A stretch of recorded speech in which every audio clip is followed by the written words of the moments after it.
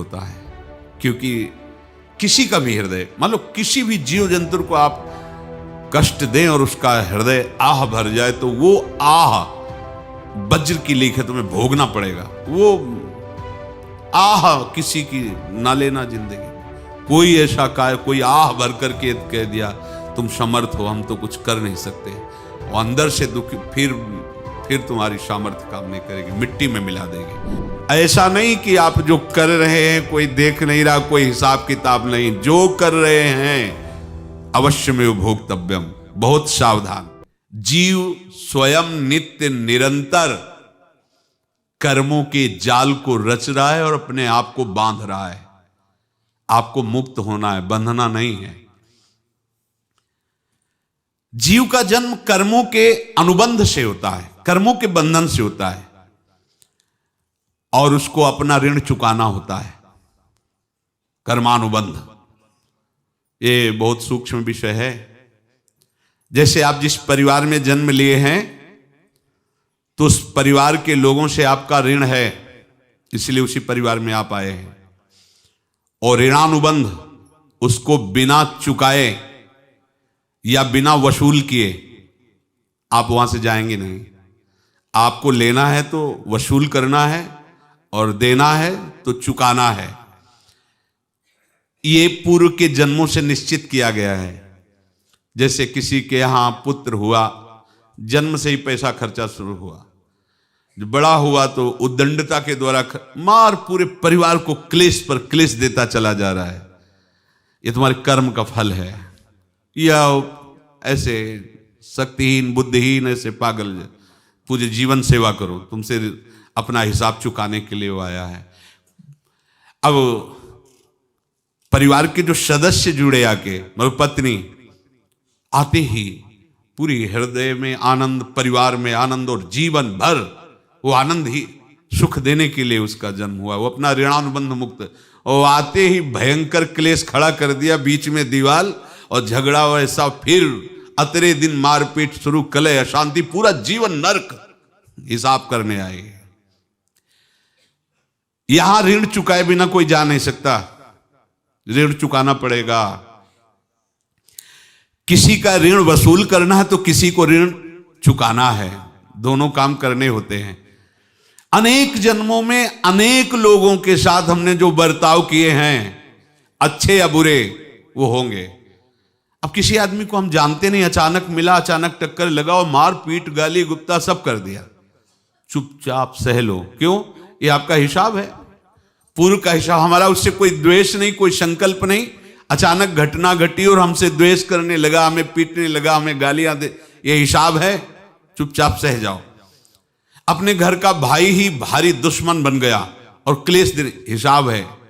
एक प्रभुदत्त ब्रह्मचारी जी की वाणी में पढ़ा था, एक महात्मा जी भ्रमण करते थे तो उस समय असरफियां चलती थी, मोहरे असरफियां, तो उनको भेंट में देते लोग। तो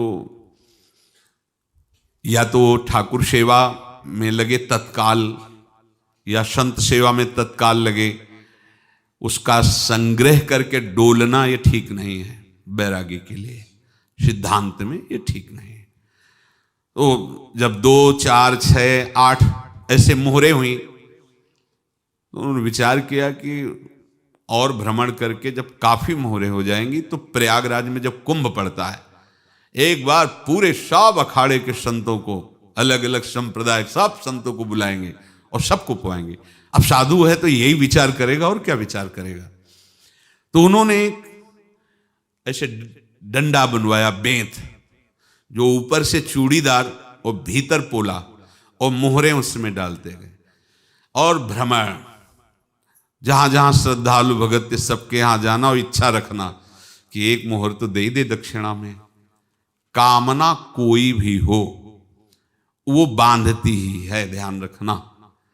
इसीलिए प्रभु जो चाहे वो करे, अपनी चाह नहीं रखनी चाहिए, अपनी चाह प्रभु की चाह में मिला देनी चाहिए। धीरे धीरे वो छड़ी भर गई, भ्रमण करने वाले महात्मा चूड़ी लगाई, इंतजार करते रहे। जब प्रयाग का कुंभ पड़ा तो चले। तो रास्ते में एक गांव में पूछा जाता है, जैसे कहीं रुको कि कोई श्रद्धालु ऐसा है जो संत सेवी है। तो कुछ लोगों ने बताया हाँ एक परिवार है बहुत संत सेवी है और आपको मिलाते हैं उनसे। हाँ ये महाराज घर में रुका, खूब अच्छा हलवा पूड़ी पवाया और जो घर के मालिक थे चरण दबाए। चरण दबाते दबाते उनकी दृष्टि पड़ी उस डंडे पे, इतना मोटा और ऊपर से कुछ चूड़ी सी भी नजर आ रही, इस डंडे में तो कोई रहस्य है ही है। अब महात्मा जी को खवा पिला के सुला दिया। महात्मा जी जब सो गए तो पत्नी से धीरे से कहा वो डंडा लाओ बाबा जी का। डंडा वो चूड़ीदार जो ही खोला पलटाया तो सैकड़ों मोहरे। ऐसे संत रोज पधारे भगवान, तुम आनंद हो जाए फिर क्या। पत्नी से कहा नाप के कंकड़ लाओ। वो तो महात्मा जी तो खाए खीर पूड़ी आराम से सो रहे। रात में पूरी प्लानिंग करके उसमें कंकड़ भर के चूड़ी लगाकर सिराने रख दिया, सारी मोहरें हटा ली। महात्मा जी आराम से छड़ी उठाए तो वजन पक्का। वैसे बड़े लोग चतुर होते हैं पर ये नहीं जानते कि कर्म कितना भयानक होता है। और उनकी कोई संतान नहीं थी पर धन में इतना प्रेम उनको था। बहुत सावधान साधु महात्माओं के पास जो अर्थ है, गृहस्थी अगर आता वहीं से है पर अगर उसको जोर जबरदस्ती या किसी छल कपट से तो वो उसका विनाश ही करता है। आज तक का प्रमाण है। अब उनको ये भाव पता नहीं होगा या पता होगा तो लोभ के कारण वो उसको मान नहीं पाए होंगे। महात्मा जी गए प्रयाग में, किसी अखाड़े पर रुके और वहां प्रार्थना की कि कल जो है संपूर्ण अखाड़ों का निमंत्रण किया जाए और सब संतों को भोग पवाया जाए और उनको दक्षिणा भी दी जाए। महंत ने सोचा कि बहुत बड़ा है तो उत्सव है, क्योंकि प्रयाग में कितने हजारों संत महात्मा सब। तो उनका महाराज बोरों इसमें चीनी और टीनों घी लगेगा, सब व्यवस्था। बोले आप मंगाइए, एक एक हिसाब हम करेंगे, हमारे पास सब व्यवस्था है। बोले कुछ तो पहले दे दो, इकट्ठे देंगे हम। उनको था कि अगर हम छड़ी खोला और दो चार मोहरे दी, किसी को पता लग गया तो गड़बड़ हो सकती। बोले हम भंडारे के समय आखिरी में सब कुछ आपको दे देंगे। ठीक है। वो अपने पास से पैसे लगाकर खूब जितना सामग्री सब लाए लाखों की और सब संतों को निमंत्रण कर दिया। संत जन निमंत्रित हो गए, भंडारा बन रहा है। तब वहां के महंत है और उनका देखो भंडारा भी बन रहा है, संतों को निमंत्रण।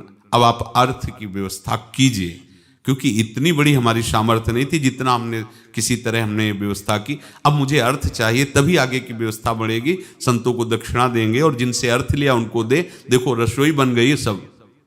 उनका छत में विश्वास नहीं तो ये अभी चूड़ी खोली। उनको तो था ना कि मोहरे हैं कंकड़।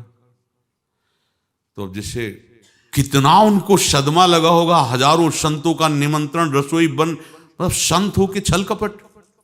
तो उनका महाराज आपने तो हमारा नाश कर दिया, जो महंत थे। अब बताओ रसोई बन गई, संत निमंत्रित हो गए और आप ये कंकड़ दिखा रहे हैं हमको। आपने तो हमें बर्बाद कर दिया, हमारी इतनी सामर्थ्य नहीं थी, आप पहले बता देते। संत होकर ऐसा छल कपट।